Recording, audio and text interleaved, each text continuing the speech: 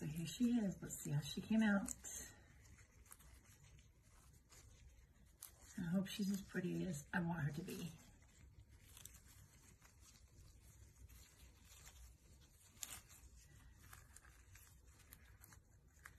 And that's the mold. And there she goes. Ooh-wee. Yes, indeed. So pretty. And she's going to get some crystals hung from the bottom of her and a chain attached to the top so you can hang her on the wall. That's super pretty. Look at those colors shifting.